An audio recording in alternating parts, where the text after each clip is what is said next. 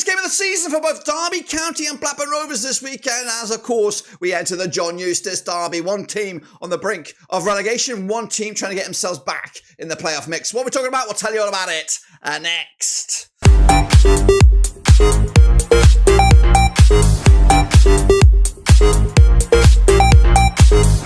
That's right, folks, back once again with another video today. It's all about the biggest game of the season. That's right, Derby County, Blackburn Rovers, lots at stake, including a bit of pride and maybe a bit of karma. That's right, we'll take a look at it, all of it in a second. If you knew where you've been, smash your subscribe button. You want to shop for Blackburn Rovers, World Football, Championship Football. We've got it all here under one rooski. That's right. Rovers, of course, currently on the outside of that top six. Derby currently settled in that playoff mixer. That's right. John Eustace is, of course, what we're going to be talking about throughout this video, exchanging one part of the season, or one sort of experience for another, of course. But let's get into all that in a minute. Big shout out to the members, big shout out to the patrons. You know who you are. So let's get into it, of course, and let's talk about it because it's got so much riding on it. It's Derby, it's Rovers, of course, coming at you this coming Saturday. We'll be back with the watch along. Of course, got a busy week this week. I'm trying to take my mind off this game, but these two clubs have played 30 times since 1996. Just 9 wins for Derby, 14 wins for Rovers. There's been 7 draws. Derby currently find themselves rock bottom with 29 points for the season. They've lost 3 on the spin,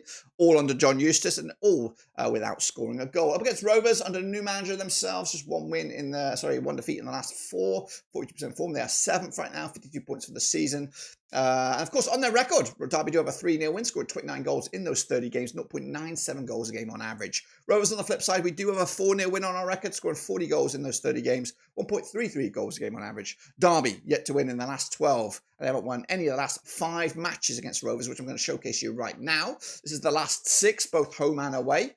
Of course, Derby losing 4-2 to Rovers on the opening day of the season. Dolan, Wyman, Smodic and Ohashi on the score sheet in a great match with John Eustace at the helm for Blackburn Rovers. Meanwhile, the last time at Pride Park, it was a 2-1 win. Brereton Diaz with a brace. Curtis Davies on the score sheet. But good reading for that. It's just 1 defeat in the last 6 against Derby, and that was all the way back in 2020. Chris Martin with a double there, Lewis Sibley, and of course John Buckley, red card. If you want to look at the last 6 at Pride Park, is a little better reading for Derby.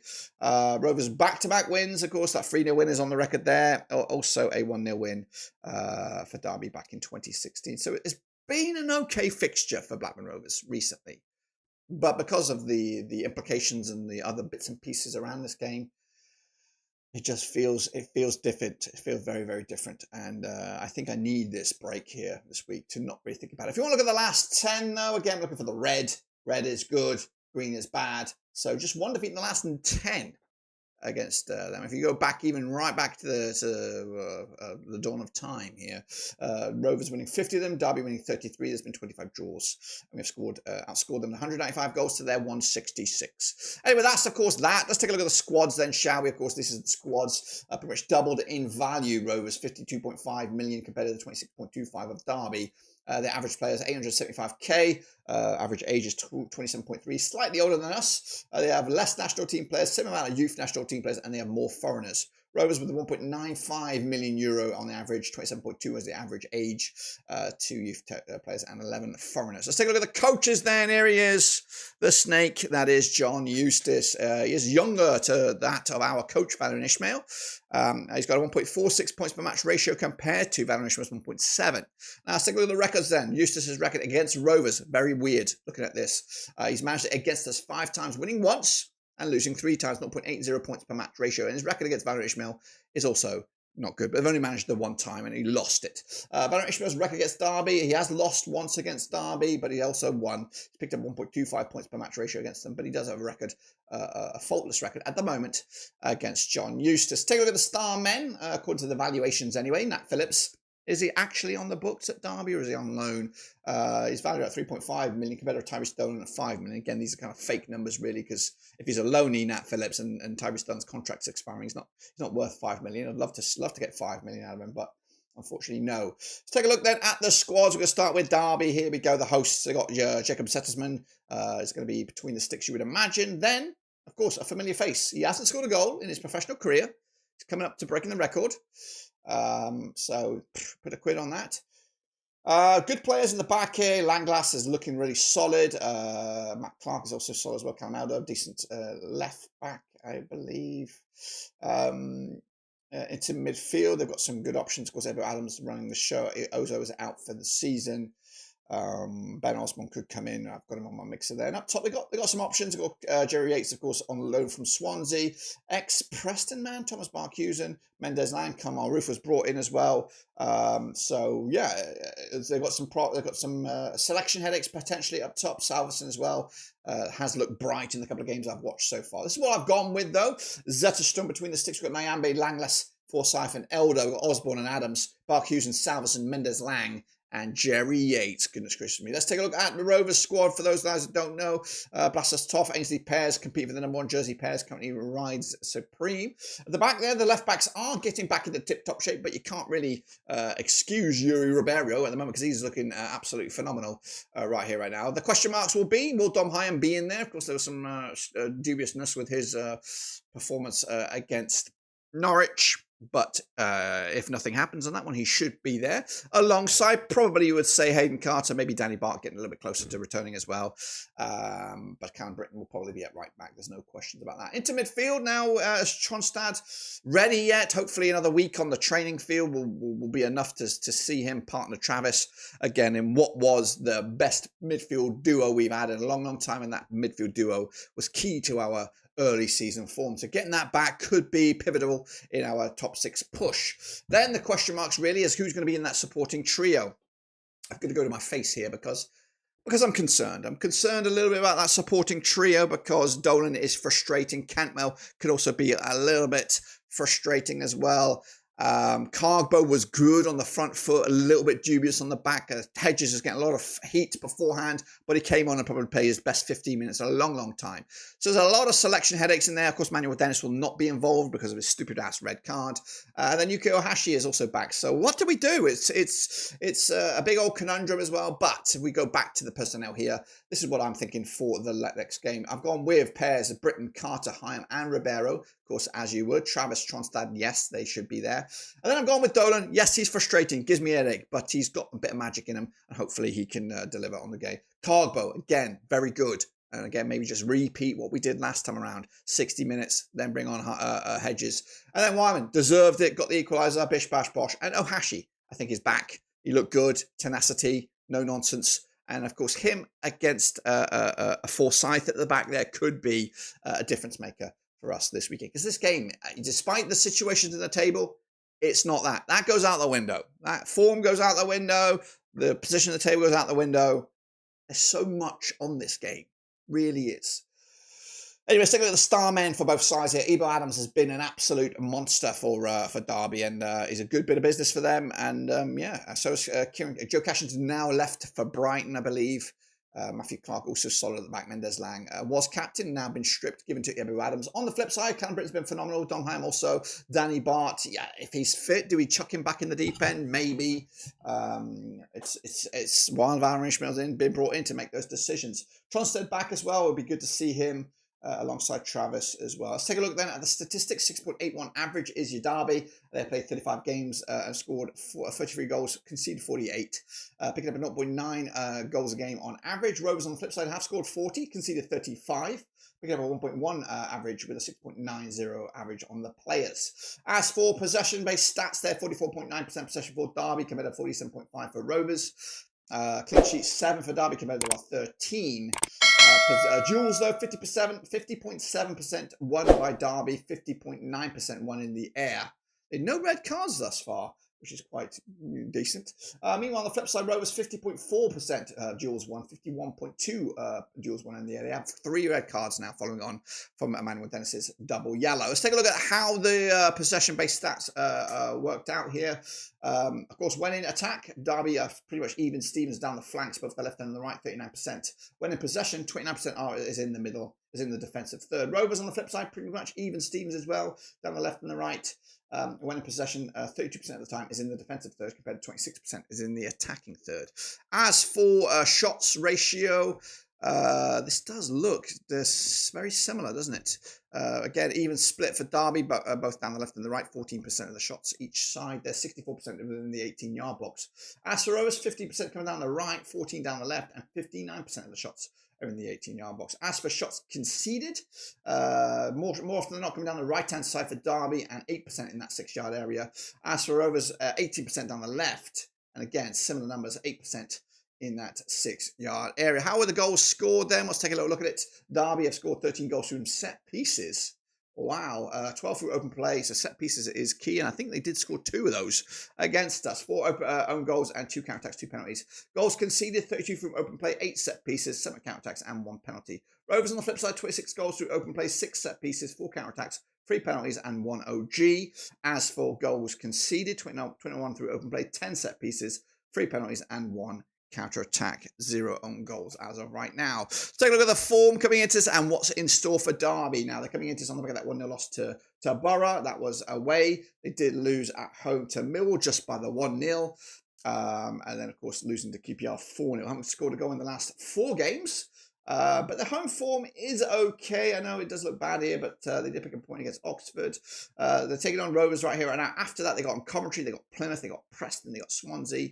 The Swansea game, I don't know. It really is looking difficult for Derby at the moment. As for Rovers, we're coming into this on the back of that draw against Norwich. I honestly thought we were pretty shit in that game. I think we were maybe a little bit hard done. I don't know.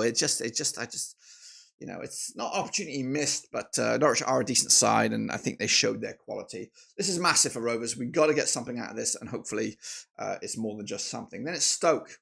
Again, big game that is. We haven't beaten them in a long, long time. Cardiff, Portsmouth, Borough.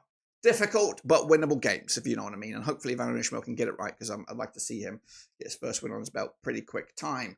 Let's take a look then at the form. Now, Rovers coming into this 9th in the form table across the 24 teams in the division. Derby are 24th, of course. Just 1 goal scored in those last 6, but yet to get a win. And they're coming into 3 defeats on the spin. As for the home form for them, yeah, I did say it wasn't too bad, but it is pretty bad, isn't it? They haven't scored a goal at home in a long, long time. Last 6 at home, no goals scored. They did have an impeccable home form at the start of the season. Rovers on the flip side, just 1 win on the road. That was against West Brom. You know, at least with scoring goals, at least, but it hasn't been a pleasant stomping ground for Rovers. So yes. We'll see. Anyway, what can we expect from the match then? Derby, their strengths are stealing the ball from the opposition, attacking set pieces, protecting the lead, and aerial duels. Also strong defending set pieces. Their weaknesses, though, scoring chances, keeping the ball hold of the ball, defending against long shots, defending against through balls and skillful players, and defending against counter-attacks. Rover strengths, protecting the lead, coming down the wings, aerial duels, and stealing the ball from the opposition. Our weaknesses, though, keeping the ball, defending set pieces, and fouling in dangerous areas. Derby's styles of play playing out wild, coming down the left with a lot of long balls, and they do cross very often. They do mix up their 11 up against Rovers, though, who are aggressive and they like to play in their own half. The forecast says Rovers will steal from the opposition often and will score from a set piece. Rovers, though, will steal from the opposition as well. And it doesn't look like they're going to score from a set piece. This is the table as of right now. A win for Rovers could get us up to 5th. However, a defeat could see us back down to, it depends actually, Bristol City are in action midweek. We could go down to at least 10th. So grim stuff. Derby, though, a win for them. They could actually get into 22nd spot. I don't think there's a mathematical scenario where they get out of the playoffs on this game, but a win would be massive for them, and I think it would actually kickstart their season. I really think they could get on something here. And let's be honest with you, the building blocks are there for John Eustace. It's keeping the defeats, back-to-back defeats to a minimum. I just worry about this game as a Rovers fan. Anyway, let's take a look at the journeys. Of course, Derby did start really bright. It really did. And then it all kind of just curtailed around about match day 17. Nothing really progressed from there. Rovers been in the mixer for the good part of the season. A little dip there, of course. And now going off a bit of a wane themselves outside of the playoffs, but it could all change again this week, and we could be back in the thick of things depending on what goes on. What else going on? Of course, there are games going to take place. Again, I don't know when I'm going to drop this video. I'll probably drop it Tuesday or Wednesday. And those games would have taken place, and they may have changed the table a little bit. But these are the games next match week. Of course, Norwich will kick off against Oxford at the Kazam. Sorry, at the Carrow Road. That's the late game. That's the only game on Friday. Early games on Saturday. Watford, Millwall, Coventry, Stoke. Then all the 3 o'clock kickoffs: Burnley, Luton, Plymouth. Wednesday, Sunderland, Cardiff. Bristol City against Hull. We have Sheffield United against Preston. We have West Brom against QPR. Swansea and Borough. But of course, all eyes will be at Pride Park as Derby take on Blackburn. Portsmouth will take on Leeds on Sunday. This is the current top goal scorer right here right now, Joe Perreault with 15 goals, 11 on goals with Saints. Isidor's up there with 12 as well. Going in the assist there, Fellows is your main man with 11, Rodoni is 10, Aziz has 10, James, and then Murphy. So that's, of course, the tail of the tape. But realistically, it all boils down to bloody John Eustace, of course. And I just had a chat with some students who were doing a project on this. I think they're in the Derby area, and they asked me quite extensively about my thoughts on the situation. This is my thoughts on the situation. I think if rumour is to be believed that John Eustace was applying for this, that, and the other job throughout the season, then I think that's kind of a bit of a weasel mentality to kind of wiggle out of situations all over the place. You know, I understand the personal opinion of him moving to relocate to be with the family. I get that, but if you're applying for Plymouth, if you're applying for Preston, that kind of counteracts that argument a little bit. So that's frustrating. You know, you signed on the dotted line to be at Blackburn Rovers. You knew where we geographically were located, and you know, your owners are your owners. Hey, we are poison to the fact. We know our owners aren't the greatest, and they're not interested in Blackburn Rovers. But they've got their hands tied right now. They've got a court case which is restricting any sort of investment or beyond expectations investment with this club. If the court case goes in our favour, and when I say ours, I mean in Venky's favour, then who knows? The shackles may be off because of the past 2 years of being handicapped with investment. Hopefully, that's what my hope is, and I am living on hope than expectation because we have been burnt so far by the Venky's ownership. But I just feel that if you were going to make a move, you should have waited to the end of the season. You could have done it, but moving midway through a season, I think it's very, very, and it warrants the rubber snakes that are going to be flying around at Pride Park. However, on the flip side, you know, you look back at your form. You know, your form at the time, Blackburn Rovers' form at the time, I don't even know. It was shitty ass form. There was no reason. It was sackable form, to be honest with you, and it may have worked out in our favour.